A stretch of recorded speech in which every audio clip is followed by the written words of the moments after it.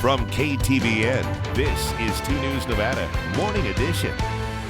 President Donald Trump continues to push for an end to the war in Ukraine. What the White House is saying about yesterday's conversation with Russian President Vladimir Putin. Plus, law enforcement agencies are investigating after someone set fire to multiple Teslas in Las Vegas. What else detectives found at the crime scene is straight ahead.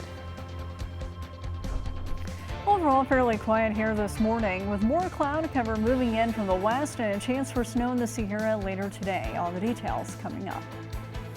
Good morning and thank you for starting your Wednesday with us. I'm Kyle Louder. And I'm Faith Justice. So glad to be with you. Starting with coverage of President Donald Trump's first 100 days in office. President Trump, who claimed during his campaign that he could end the Ukraine war in 24 hours, spent 2.5 hours on the phone with Russian President Vladimir Putin yesterday, trying to do just that. So the White House says both presidents agreed on a need for lasting peace and that there should be economic deals in that peace. Sign 2,000 people a week sometimes are killed, and we have to get that agreement signed, but that's the only thing I think about. Now, both sides agreed to an immediate pause on attacks on energy infrastructure targets. Ukraine has not agreed to this. The Kremlin says Russia has agreed to a prisoner exchange, swapping 175 Ukrainian soldiers for an equal number of their own.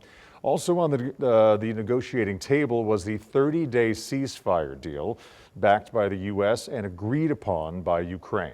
The White House has not given any indication that Putin agreed to the ceasefire. Previously classified documents related to the 1963 assassination of President John F. Kennedy have been released following an executive order by President Donald Trump. The documents were posted on the website of the U.S. National Archives and Records Administration. Last month, the FBI said it had discovered about 2,400 new records related to the assassination from a new records search. Many of the documents now released have been previously redacted. In 2023, the National Archives concluded its review of the classified documents, with 99% of the records having been made publicly available. However, the CIA, Pentagon, and State Department still have documents they had refused to release. Well, spring is coming, temperatures on the rise, so let's check in with meteorologist Angela Schilling now for an update on the weather forecast. Good morning, Angela. Yeah, good morning. Overall, not a terrible day. Highs will be in the upper 50s, but we're going to have some wind and some cloud cover. So it's not perfect today, but I mean, it could be a whole lot worse. And for the most part, roads will be fine, but later this evening could see a few inches of snowfall up in the high Sierra, mainly north of I-80. The temperature dial, though, is set on mild for today. Highs will be into the mid to the upper 50s, so overall fairly seasonable for this time of year with increasing clouds as the day goes on. No rain or snow out there this morning. It's a clean sweep. We're going to have to wait until this evening to where we have a slight chance of seeing a stray shower. For right now, though, if you look towards the west, there is a good amount of some high-level cloudiness, and that's what's going to be moving in here throughout today. The center of the system is well up toward north here. It's moving through the Pacific Northwest, so we're too far away to get anything real substantial, but we could see a stray shower in the valley later this evening, as well as a few inches of snowfall up in the Sierra. Again, that would be after dark in the evening hours. Wind speeds will also start to ramp up here in the valley, but for right now they're fairly light, anywhere between 5 to 15 miles per hour. And that does make it feel cooler. Temperatures right now are anywhere from 19 in Minden and Gardnerville, 21 in Yerington, 30 out at the Reno Airport. So chilly this morning, but not bad this afternoon. Weak little system rolls in, and then after that it's high pressure and temperatures gradually start to warm. All the details coming up here in just a few minutes.